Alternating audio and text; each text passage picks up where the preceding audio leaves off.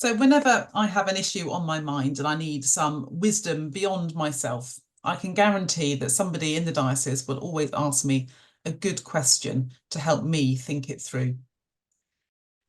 Hi everybody, I'm Kate, I'm the Archdeacon of Stansted, and I'm a fan of coaching in all its forms. I've been trained in various ways and I've seen it at work for good in people's lives. Would like to spend some time today telling you a little bit about the opportunities we have for group coaching in the diocese. These are called action learning sets and groups for incumbents with several churches.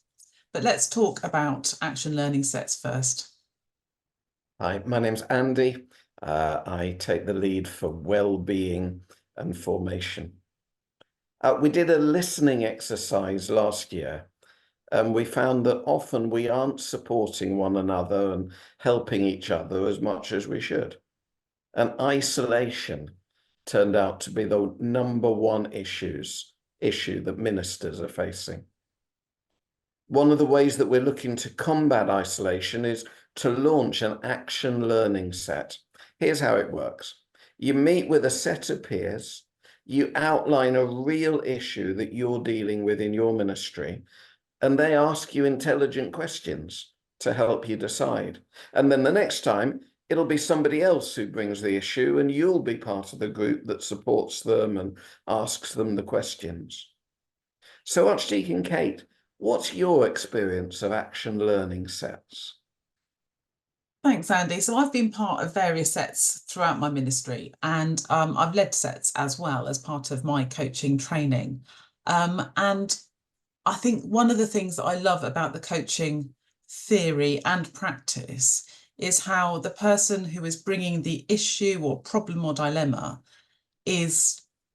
maintains their agency, autonomy and responsibility. It's not about offering somebody advice or saying, oh, well, when I had that situation, this is what I did. Or even worse, that competitive thing that sometimes we fall into of saying, well, if that's only your problem, what about my enormous problem over here? It's much more about saying, I hear what you said. What would you like to be different? And how can this conversation help you reach that? Coaching is one of those things which is really hard to describe until you've experienced it. It sounds like a lot of theory, but in practice, I've seen it be absolutely transformative for people when suddenly, through the group working together, asking intelligent questions, or sometimes just offering a reflective space, somebody has a light bulb moment, and the thing that was keeping them up at night, the thing that was on their heart and mind, suddenly becomes a bit unlocked. And they go, okay, I now know what my next step is going to be. I might not have all the answers because life is complicated, ministry is complex, but I can take with integrity, with responsibility, my next step in this situation. So it's that sense, which I love, of that responsibility being with the person doing the thinking. And that is maintained throughout the whole of that conversation. And I just have watched, miraculously in some cases, that light bulb moment of someone going, right, here we are. This feels like the next thing I can do with all my integrity intact, with all my wisdom present, with me being responsible for my own actions. I now know what I'm going to do next. It's just transformative. And that support that comes from the group that enables someone to be confident and sometimes bold in what that might be for them. It's a real solidarity practice as well, which is what I love. Brilliant. So action learning sets, that our idea is that they'll meet online every 6 weeks for 18 months, starting this autumn 24. So if you'd like to be part of an action learning set, email me. I think there's a link where you were able to watch this video, and I'll get you involved. But we've got some other group coaching options as well. Absolutely. So there's a group for incumbents or ministers in multi-parish benefices. We call it 4 or more. Surprisingly, it is for people that are involved in 4 or more churches in their ministry, and recognising sometimes the complexity that brings with it of multiple spaces, multiple communities, congregations, and a particular space in ministry. That's always been my background of multi-parish benefice. So it's something which I feel passionate about the flourishing of that. And that's a group I run with our brilliant rural chaplain, Janet Nichols. And we're taking that in a coaching direction, not exclusively, but that's going to be a main thread of how we have the conversation together about some of the challenges and particularities of that shaped ministry. So if you've got 4 or more churches, look out for the emails.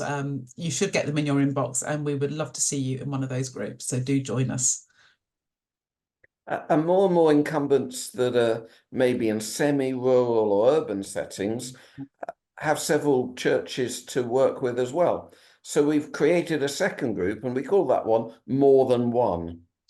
You'll be really welcome at either group. Again, just email and we'll put you in touch.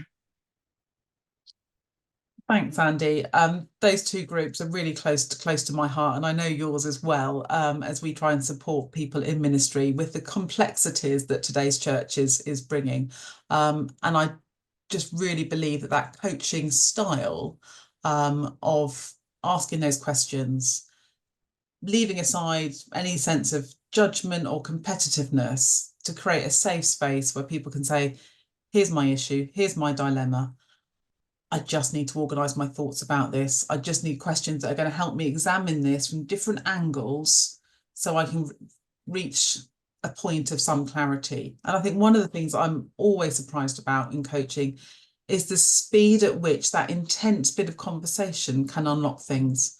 I sometimes think in pastoral ministry, we always think it's not a proper pastoral visit until we spent an hour.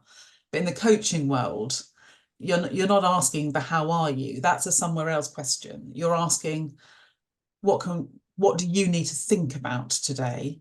And you might only have 10 minutes, but 10 minutes of support, empathy, solidarity, and good questioning can really unlock things for people. If people are skeptical, I'd love them to try it, because I think it's transformative. It's been that for my ministry when I've had those questions, dilemmas, and I've seen that at work in other people's lives. So Andy would love to hear from you. I would love to hear from you. Don't be alone in ministry.